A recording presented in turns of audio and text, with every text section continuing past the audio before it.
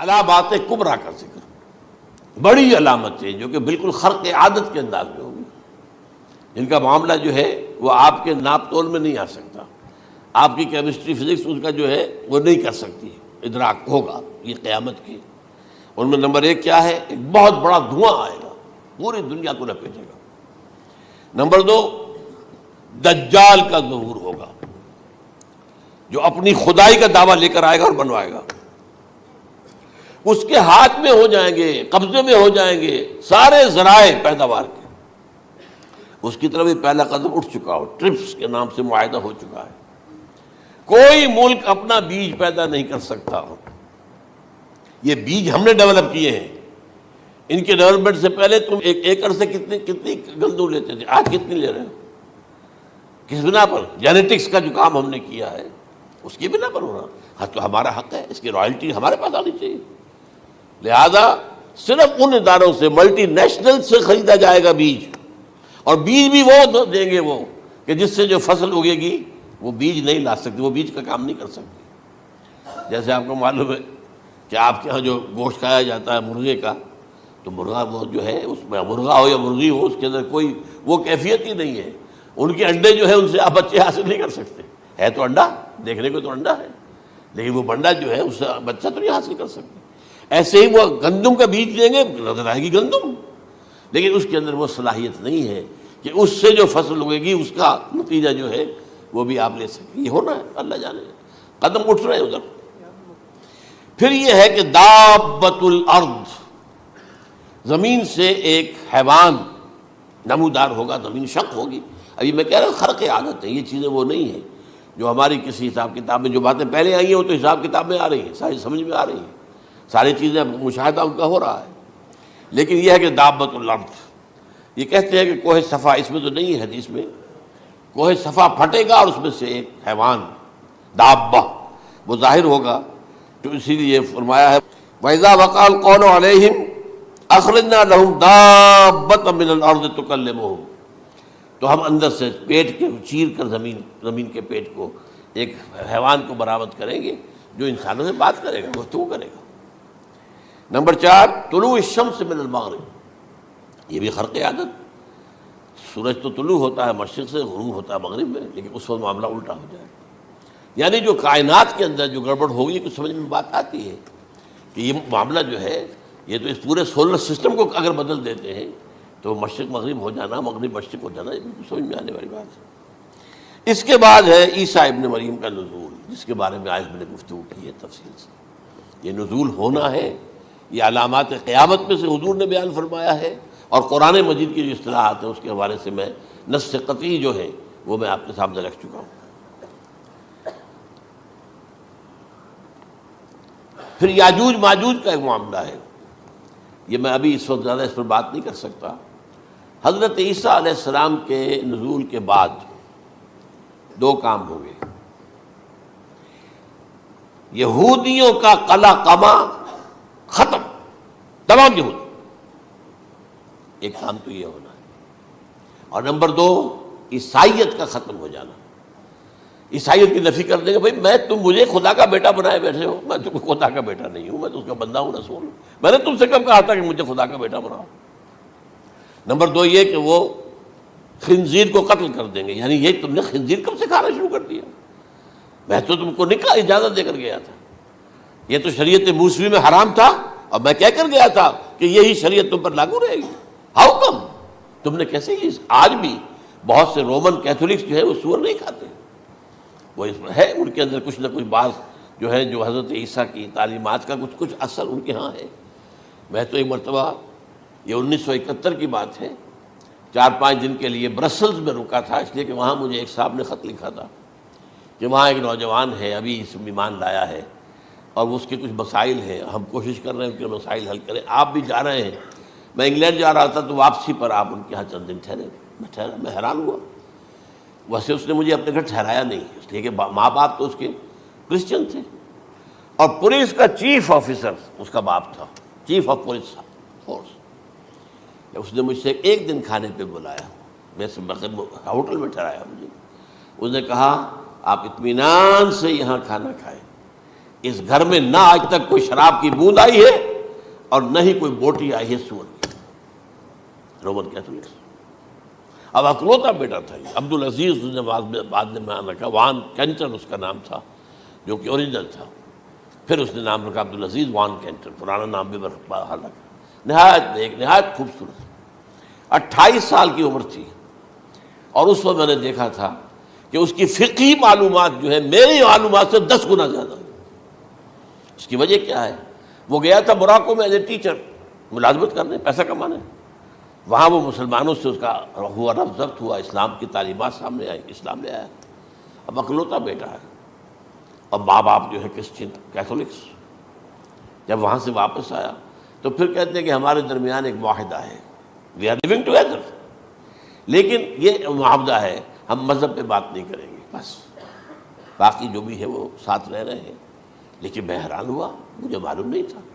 اچھا اس کے بعد اس نے جب اسلام کا فیصلہ کیا تو اس کے سامنے سوال آیا کون سی فقہ اختیار کروں. تو اس نے بڑی جو ہے تھورو اسٹڈی کی ہے تمام فقہوں کی، کمپیریٹو اسٹڈی. ان کو کرنے کے بعد پھر فائنل فیصلہ اس کا یہ تھا کہ حنبلی فقہ میں اختیار کروں. چاروں فقہوں میں سب سے لیٹسٹ حنبلی ہے، یعنی حنفی نمبر 1، پھر مالکی نمبر 2، پھر اس کے بعد شافعی نمبر 3، پھر یہ امام احمد ابن حنبل ہے. اور امام احمد ابن حنبل کے زمانے تک احادیث بہت بڑے پیمانے پر جمع ہو چکی تھی، جبکہ ابھی حضرت امام ابو حنیفہ کے زمانے میں کوئی اتنا زیادہ جو ہے حدیث کا بھی ذخیرہ نہیں بنا تھا. اسی پر تو لوگ حیران ہوتے ہیں کہ زیادہ حدیث امام ابو حنیفہ کے علم میں نہیں تھی، لیکن مجال ہے کہ ان کا کوئی فتویٰ جو ہے کتاب و حدیث کے، کتاب اور سنت کے خلاف ہو. اگرچہ انہوں نے صاف کہا کہ اگر تم پاؤ کوئی ایسی سچی حدیث، پختہ حدیث جو میری کسی رائے کے خلاف ہو تو میری رائے کو دیوار پر دے مارنا اور اس صحیح حدیث کی پیروی کرنا. لیکن ویسے اس کے بعد یہ کمال یہ ہے کہ بہت ہی کوئی شاذ معاملہ ہے کہ جس میں ان کا کوئی فتویٰ وہ کتاب و سنت کے منافی ہو یا سنت کے منافی ہو. کتاب پہ تو سوال پیدا نہیں ہوتا، کتاب تو ساری ان کے سامنے موجود تھی. اس کے بعد یہ ہے کہ یاجوج ماجوج، اصل میں بتا رہا تھا آپ کو کہ جب عیسائیت بھی ختم ہو گئی، یہود ویسے ختم ہو گئے، استیصال ہو گیا، جڑ کٹ گئی. اب عیسائیت گویا کہ اسلام میں ضم ہو گئی.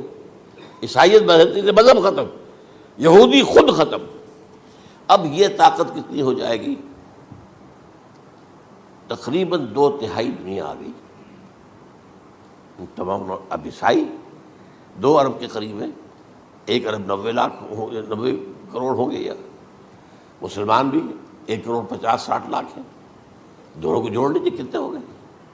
6 ارب کل آبادی ہے. لیکن اس کے بعد آتا ہے یاجوج ماجوج کا خروج. یہ یاجوج ماجوج میرے نزدیک چائنا اور رشیا ہے.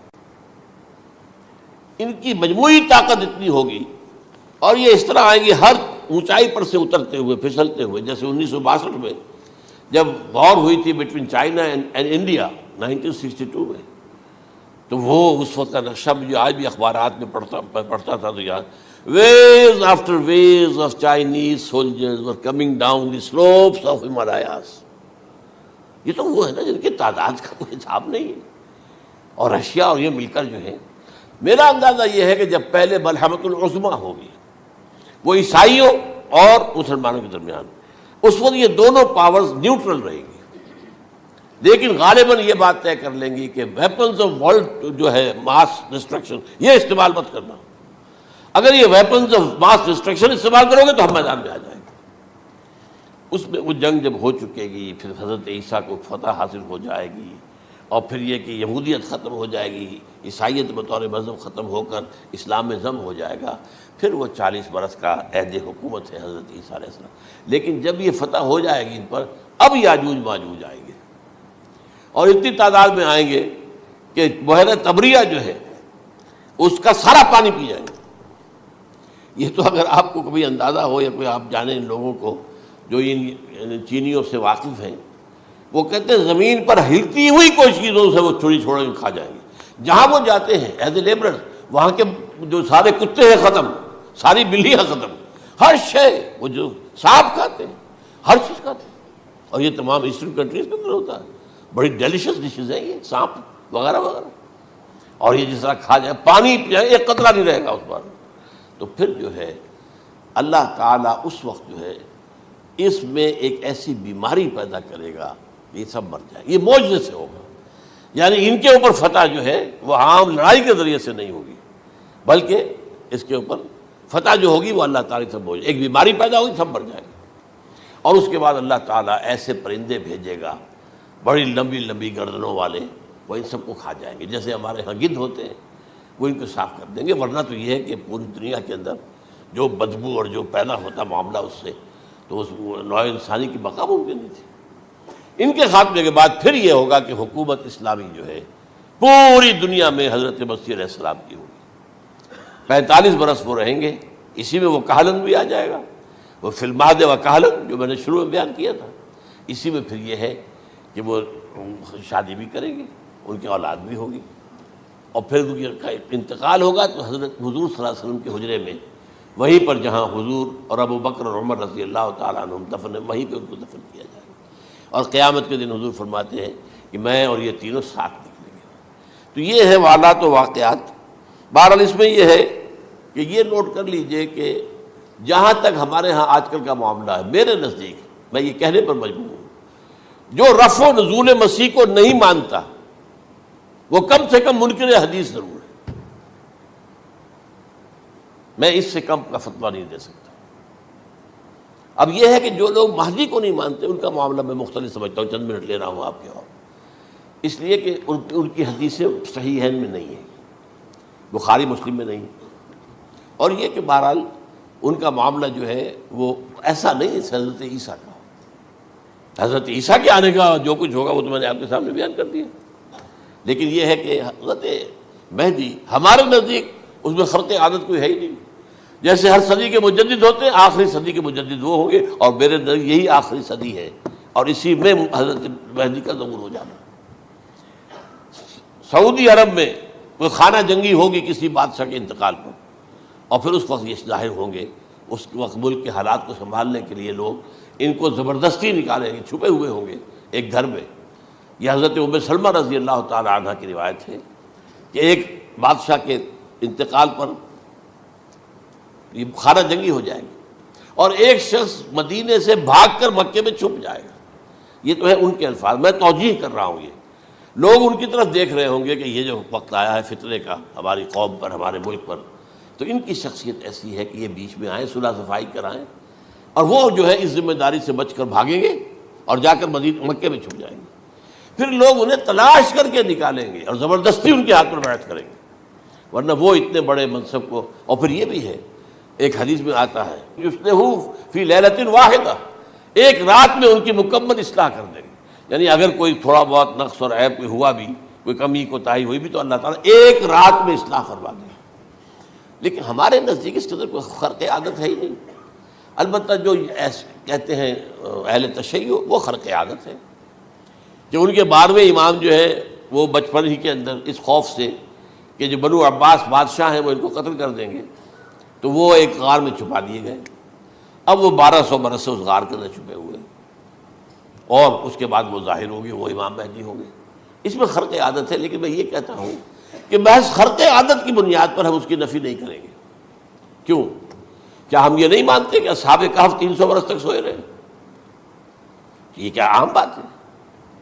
حضرت عزیر علیہ السلام اللہ نے انہیں موت دی، موت، اور 100 برس کے بعد زندہ کر کے اٹھا لیا. تو خرق عادت حضرت عیسیٰ کو ہم اتنا بڑا خرق عادت مانتے ہیں کہ اٹھا کر آسمان پر، تیسرے آسمان کے اوپر ہیں، موجود ہیں، اب بھی ہیں. شب معراج میں تیسرے آسمان پر حضور کی ملاقات ان سے ہوئی. تو یہ خرق عادت کی بنیاد پر نفی نہیں ہم کرتے. ہو سکتا ہے، لیکن یہ کہ اس کے لیے ہمارے پاس کوئی دلیل نہیں، کوئی احادیث نہیں، کچھ نہیں، اس لیے ہم اس کو نہیں مانتے. البتہ خود وجود جو ہے حضرت مہدی کا وہ کوئی عجیب بات نہیں ہے. وہ تو جیسے پہلے بھی آئے ہیں ہمارے مجددین، ایسے مجدد ہوں گے اور دین کو تازہ کر دیں گے. ایک صحیح اسلامی ریاست جو ہے وہ عرب میں قائم ہو جائے گی دوبارہ. حضور نے فرمایا وہ عدل اور انصاف سے عرب کو اسی طرح بھر دے گا جیسے کہ وہ اس سے پہلے ظلم اور جور اور زیادتیوں کے سے بھری ہوئی ہوگی. تو یہ کام ہوگا، یہ تو مجدد کا کام ہوتا ہی ہے. اس حوالے سے لیکن بہرحال میں نے پھر بھی کہا کہ اگر احادیث کی کمزوری کی وجہ سے کہ صحیح عین میں نہیں ہے، اگر کوئی شخص انکار کرے تو مجھے کوئی اعتراض نہیں ہے، ٹھیک ہے، لیکن جو حضرت عیسیٰ کے رفع سماوی اور حضرت عیسیٰ کے نزول کا انکار کرتا ہے وہ کم سے کم، میں انہیں اور آگے کوئی فتویٰ نہیں دیتا کہ وہ کافر ہو گئے یا یہ